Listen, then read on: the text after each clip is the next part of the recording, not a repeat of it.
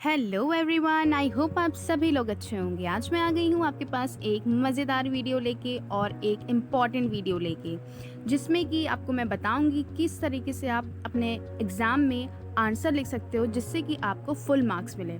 बहुत से स्टूडेंट्स का ये रहता है कि हम लिखते तो बहुत है लेकिन हमारे मार्क्स पता नहीं क्यों नहीं आते हैं। जो कम लिखते हैं उनके पता नहीं मार्क्स ज़्यादा कैसे आ जाते हैं। हम कैसे लिखें कि हमारे स्कोर अच्छे हो जाएं, हमारी परसेंटेज और इंक्रीज़ हो जाए। तो ये सारी ही चीज़ें यहाँ पे मैं आपको बताऊंगी कि आपकी कौन कौन सी, आप कहाँ कहाँ पे लैग कर रहे हो, क्या आप जो चीज़ नहीं करनी चाहिए वो आप कर रहे हो, और जो बाकी स्टूडेंट जो हैं वो थोड़ा ही लिखते हैं लेकिन उनके ज़्यादा मार्क्स आ जाते हैं। ये सारे पॉइंट्स यहाँ पे मैं आपको कवर करूँगी और बताऊँगी कि how to score full marks in semester exams. किस तरीके से आप अपना आंसर मेक कर सकते हो और किस तरीके से आप कम कंटेंट में भी अच्छे मार्क्स स्कोर कर सकते हो। अगर आपको जानना है कि कैसे हम ये चीज़ कर सकते हैं तो वीडियो को लास्ट तक की ज़रूर से देखिएगा मेरे साथ। ये वीडियो आपके लिए बहुत हेल्पफुल होने वाली है और इसमें मैं जो भी पॉइंट्स आपको ऐड करवाऊँगी वो मैं खुद के पर्सनल रिव्यू से भी मैं बता रही हूँ कि इस तरीके से जब मैं भी सेमेस्टर एग्ज़ाम्स अपने दिया करती थी तो मैं भी यही चीज़ सेम चीज़ फॉलो करती थी और मैं अपने स्टूडेंट्स को भी यही सजेस्ट करूँगी कि वो भी यही सेम ट्रिक को फॉलो करें और उनके स्कोर बहुत ज़्यादा अच्छे आएंगे। तो चलिए वीडियो को शुरू करते हैं बिना टाइम वेस्ट करे। सबसे पहली हमारी जो ट्रिक है वो ये है कि right long answer in paragraphs and points. हमें जितने भी अपने लॉन्ग आंसर हैं उनको एक पोथी बना के नहीं रखनी। बहुत से स्टूडेंट्स क्या करते हैं कि एक बड़े बड़े ऐसे लिखते चले जा रहे हैं, उनमें कहानियाँ लिखते जा रहे हैं, क्या लिख रहे हैं उन्हें खुद भी नहीं समझ में आता है। और क्योंकि हमारे जो सेमेस्टर एग्जाम्स में हमें कम से कम 4 to 5 पेजेस जो हैं वो फिल करने होते हैं अपने एक आंसर में, तो बहुत से स्टूडेंट्स क्या करते हैं कि वो लिखते चले जाते हैं, ना कोई कहीं पे भी कुछ उनका दिखता ही नहीं कि उनका आंसर कहाँ से शुरू हुआ और कहाँ से ख़त्म हुआ। तो हमें ये चीज़ नहीं करनी। हमें क्या करना है, हमें आंसर्स तो देने हैं लेकिन पॉइंट्स में देने हैं और पैराग्राफ्स में देने हैं। आप एक पैराग्राफ लिखो, फिर उसके बाद में आप सेकंड पैराग्राफ से आप दूसरा अपना पॉइंट कंटिन्यू करो। या तो आप पॉइंट्स यहाँ पे साइड में स्टार बना के मार्क कर सकते हो या कोई भी इन सर्कल आप बुलेट्स बना सकते हो, उनमें आप आंसर मेक करो। आप लेंदी आंसर अगर ऐसे उसमें मेक करोगे तो एग्जामिनर जो है वो आपके आंसर्स पढ़ेगा नहीं और बस ऐसे ही आपको रैंडमली कोई भी मार्क्स ऐसे उठा के दे देगा, क्योंकि उसको समझ ही नहीं आएगा, ना ही एग्जामिनर के पास इतना टाइम होता है कि आपके एक एक पेज एक एक लाइन पढ़े। तो आपको क्या करना है कि आपके जो भी आंसर्स हैं वो पैराग्राफ्स में लिखने हैं। फॉर एग्जाम्पल अगर आपका 4 पेजेस का आंसर है तो आपको उन 4 पेजेस के आंसर्स को आपको पैराग्राफ्स में डिवाइड कर देना और पॉइंट्स में आंसर देना है। अगर आप पैराग्राफ में भी नहीं डिवाइड कर पा रहे हो तो आप एक काम करो, उन बड़े लाइंस को, इन बड़े जो आप एक एक पेज में लिख रहे हो उनको आप पॉइंट्स में डिवाइड कर दो, जिससे कि आपका जो आंसर है वो अट्रैक्टिव दिखेगा और एग्जामिनर आपके एक एक पैरा को पढ़ सकता है ऐसे, जिससे कि आपके मार्क्स जो हैं वो इंक्रीज हो जाएंगे। यहाँ पे मैं आपको एक डेमो दिखा सकती हूँ। यहाँ पे देखिए, मैंने आपको एक आंसर लेके आई हूँ जिसमें आप देख सकते हो यहाँ पे मैंने एक हेडिंग दी है, फिर उसके बाद में अपना कंटेंट लिखा हुआ है, फिर दूसरी हेडिंग है, फिर उसके बाद में कंटेंट है, जिससे कि हमारा जो आंसर है वो बहुत ज़्यादा अट्रैक्टिव रहेगा और एग्जामिनर को भी समझ में आएगा कि एक्चुअल में इस पैराग्राफ में या इस हेडिंग में है क्या, जिससे कि उसको भी कोई कन्फ्यूजन नहीं होगी और आपको तुरंत ही वो बिना पढ़े मार्क्स दे देगा। सेकेंड हमारी ट्रिक है right answer to the point. अभी आप लोग कहेंगे कि पहले वाले पॉइंट पे भी यही सेम चीज़ थी। नहीं, वो वाला पॉइंट दूसरा था और ये वाला पॉइंट दूसरा है। उसमें मैंने लिखा था इन द पॉइंट्स, जिसमें कि आपको आंसर जो है वो पॉइंट्स में देने हैं। और यहाँ पे जो हमारा दूसरा ट्रिक है वो ये है कि टू द पॉइंट। आप बहुत से स्टूडेंट क्या करते हैं कि पूछा क्वेश्चन में कुछ जाता है और आंसर कुछ भी लिख के चले आते हैं, कोई भी कहानी लिख के चले आते हैं। वो सोचते हैं कि नहीं, हमने तो कुछ भी लिख दिया है, मार्क्स तो आ ही जाएंगे, बट ऐसा नहीं होता है। आपको जो भी क्वेश्चन में पूछा जाए आप वही आंसर जो है वो अपनी आंसर कॉपी में लिखिए। टू द पॉइंट आप आंसर दीजिए। भले आपको नहीं आ रहा है, थोड़ा आ रहा है, 1-2 पेज आ रहा है, वही लिखिए, लेकिन टू द पॉइंट लिखिए। ऐसा नहीं है पूछा आपके बुद्धिस्ट पीरियड के बारे में गया है और आप कुछ भी, आप उनकी अकबर के बारे में कुछ भी आप कहानी लिख के चले आओ। ऐसा नहीं करना है हमें टू द पॉइंट आंसर देना है। भले हमको जितना आता उतना दें, लेकिन हमें कोई भी कहानी या कोई भी ऐसे गाने वगैरह ऐसा कुछ भी नहीं लिखना है जिससे कि आपके मार्क्स डिडक्ट हो। अगर आप ये चीज़ करते हो तो आप ये चीज़ अगली बार से बिल्कुल भी मत करिएगा, क्योंकि एग्जामिनर ये चीज़ बहुत नोटिस करते हैं। आपके वो ऊपर के ही थोड़ी बहुत 3-4 लाइन पढ़ लेते हैं, अगर उनको टू द पॉइंट आंसर नहीं लगता है, अगर फालतू चीज़ें लगती है तो वो आपको नंबर नहीं देते हैं। तो ये चीज़ आप याद से बिल्कुल भी मत करिए। थर्ड ट्रिक हमारी आ जाती है अंडरलाइन इंपॉर्टेंट की पॉइंट्स एंड वर्ड्स। आप जो भी आप अपना आंसर लिखते हो उसमें आप ये चीज़ ध्यान रखो कि आप जो इंपॉर्टेंस आपकी डेट्स होती है, कई बार क्या होता है कि ऐसा तो है नहीं कि आप जो भी बुक से पढ़ के जाते हो आप पूरा रट के जाते हो टू द पॉइंट, आप बुक से जो जो लर्न करके जाते हो वहीं पे वहाँ पे लिखते हो, आप अपने वर्ड्स में आंसर लिखते हो। बट कोई कोई लाइन्स जो होती हैं, जो डेफिनीशंस होती हैं, जो ईयर्स होते हैं, वो तो आप टू द पॉइंट ही लिखते हो ना, तो उनको आप क्या करो अंडरलाइन कर दिया करो, जिससे कि एग्जामिनर को वो लाइन जो आपने अंडरलाइन की है वही डायरेक्ट दिख जाया करे, ताकि उससे समझ में आ जाए कि अच्छा हाँ ये चीज़ में इस क्वेश्चन में है तो इस बच्चे ने इस चीज़ को मेंशन किया है, इसका मतलब इसको पूरा आंसर आता है। तो आपको ये चीज़ ज़रूर से करनी है कि आप जो भी आंसर लिखो या जो भी आंसर आप पैराग्राफ में भी भले लिख रहे हो या एक पेज में भी आपने लिखा है, तो आपने जो मेन जो हेडिंग है या मेन जो आपके पॉइंट्स है या वर्ड्स हैं, किसी के एक पर्टिकुलर नाम होता है, किसी की पर्टिकुलर डेट होती, ईयर होते हैं, या कोई एक लाइन होती जो किसी इंसान ने कही होती है कि कोई फिलोसफर कह देता है, तो उस पर्टिकुलर लाइन को आप ज़रूर से अंडरलाइन करो। चाहे आप किसी भी कलरफुल पेन से आप अंडरलाइन कर दो, या तो आप ब्लू, या अगर लिख रहे हो ब्लू पेन से आप तो ब्लैक कलर से आप अंडरलाइन कर दो, बट आप अंडरलाइन ज़रूर करो, जिससे कि आपका जो आंसर है वो तुरंत ही एग्जामिनर को देखने में समझ में आ जाए और अट्रैक्टिव लगे। एग्जामिनर तुरंत समझ जाएगा कि इस बच्चे को इस आंसर के बारे में नॉलेज है और वो तुरंत आपको मार्क्स दे देंगे। मैं आपको यहाँ पे डेमो भी दिखा सकती हूँ कि जैसे कि आप देख सकते हो ये पूरा आंसर एक पैराग्राफ में है, एक फुल पेज में आंसर है, लेकिन यहाँ पे कुछ पॉइंट्स जो हैं वो मेंशन करने वाले हैं, जिसमें देख सकते हो यहाँ पे अंडरलाइन की गई होगी। यहाँ पे आप देखो, यहाँ पे ईयर है, यहाँ पे हम ईयर में अंडरलाइन कर सकते हैं, और यहाँ पे देखो एक पर्टिकुलर नाम मेंशन किया गया राधा कृष्ण जी का, जिनका बहुत ही फेमस कह सकते हैं ये कमीशन था, जिसमें की वजह से हमने सारा जो है वो ऐसे ही लिख दिया, बट जो इनके मेन जो लाइन है कि उन्होंने क्या चीज़ कही थी और क्या चीज़ करी थी और कहाँ के वो वाइस प्रिंसिपल थे, कहाँ के वो वाइस चांसलर थे, वो चीज़ सारी यहाँ पे लिखी है, बट मैंने अंडरलाइन कर दी है, जिससे कि एग्जामिनर जो है वो तुरंत देखेगा कि अच्छा हाँ ये चीज़ इसमें थी, तो आपको तुरंत वो फुल मार्क्स दे देंगे बिना आपके आंसर को पढ़े ही। तो ये चीज़ आप ध्यान रखिए कि हम जो भी आंसर लिखे उसमें हम हाईलाइट कर दें अपने मेन पॉइंट्स को। नेक्स्ट ट्रिक आ जाती है हमारी make flow chart, most important and powerful trick. अगर आपने ये चीज़ कर ली ना, तो मतलब क्या ही मैं बोलूँ, आपके जो मार्क्स डाउन में जा रहे होंगे आपको इंक्रीमेंट दिखेगा।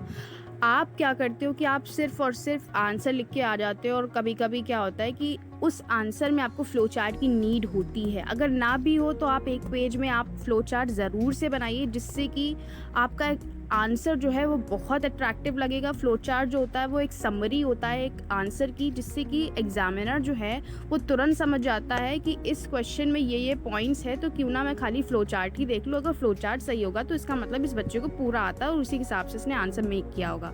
तो मेक श्योर करिए कि आप जो है वो फ्लो चार्ट हर एक आंसर में बनाओ। मैंने हर एक वीडियो में अपने बता रखा है कि कोई भी आप अगर आंसर लिखो उसमें आप फ्लो चार्ट ज़रूर से बनाओ। कोई भी आप क्वेश्चन लिखो, चाहे मैं किसी भी यूनिवर्सिटी का रूल ले लूँ, चाहे वो लखनऊ यूनिवर्सिटी हो, चाहे वो चंडीगढ़ यूनिवर्सिटी हो, या अभी कोई भी यूनिवर्सिटी हो XYZ, वहाँ पे ये चीज़ मैंडेटरी होती है कि अगर बच्चे ने फ्लो चार्ट बना दिया तो इसका मतलब उसको पूरा चैप्टर का जो क्या कह सकते हैं निचोड़ या समरी पता है।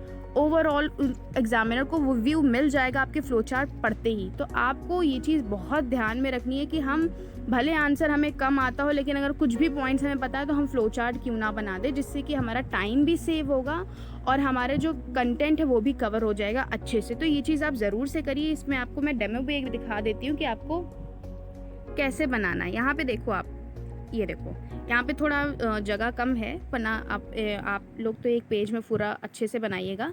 यहाँ पे देख सकते हो कि बुद्धिस्ट पीरियड के लिए मैंने 10 शिक्षा पदानी यहाँ पे बनाई हुई हैं फ्लो चार्ट में। यहाँ पे आप देख रहे हो, आराम से देखो, अच्छे से यहाँ पे मेंशन है, एक एक हेडिंग यहाँ पे मेंशन है। अगर एग्जामिनर एक एक हेडिंग पढ़ लेगा तो उसे समझ में आ जाएगा कि ये सारे जो पॉइंट्स हैं इसी को आगे पेज में इस बच्चे ने एलैबोरेट किया है। तो वो पॉइंट्स को वो खाली पढ़ लेगा, जो अभी आपने आगे लिखा उनको वह स्किप कर देगा, क्योंकि जानता है कि इस बच्चे को फ्लो चार्ट अगर पता है, हेडिंग भी सारी इसकी सही है, इसका मतलब उसने वही सारे पॉइंट्स को आगे उस पेज में मेंशन किया होगा। इसलिए वो अपना टाइम बचाने के लिए वो पेजेस जो है वो स्किप कर देते हैं और इस फ्लो चार्ट के बेस पे वो आपको मार्क्स दे देंगे। तो इसलिए आप ज़रूर से याद रखिए कि मुझे फ्लो चार्ट बनाना ही बनाना है एट एनी कॉस्ट। और ऐसा भी नहीं कि आप फ्लो चार्ट बना रहे हो उसमें कुछ भी मेंशन कर रहे हो, नहीं, टू द पॉइंट और टू द हेडिंग आपको यहाँ पे मेंशन करनी है, जिससे कि आपको एग्जामिनर को लगे कि ये पूरा जो है वो समरी है इस आंसर की। तो आपको ये चीज़ ध्यान में रखनी है, इस ट्रिक को आपको ज़रूर से फॉलो करना है। नेक्स्ट हमारी जो ट्रिक आ जाती है, मेंशन क्वेश्चन नंबर करेक्टली। ये ट्रिक भी बहुत इंपॉर्टेंट है। इसमें स्टूडेंट्स क्या करते हैं कि बहुत सारे जो लर्नर्स होते हैं वो अपने आंसर्स तो लिख देते हैं, बट जो क्वेश्चन पेपर के अकॉर्डिंग जो सीक्वेंस होता है वो मेंशन नहीं करते हैं, क्योंकि 10 क्वेश्चंस आपको दिए जाते हैं, 5 क्वेश्चंस आपको अटेम्प्ट करने होते हैं। तो उसमें कई बार क्या होता है कि फर्स्ट क्वेश्चन आपको नहीं आता तो आप सेकंड या थर्ड में मूव कर जाते हो, बट आप अपनी आंसर कॉपी में जो है वो आंसर फर्स्ट ही लिखते हो। तो वो चीज़ हमें नहीं करनी है, इससे आपके मार्क्स जो हैं वो डिडक्ट हो जाएंगे।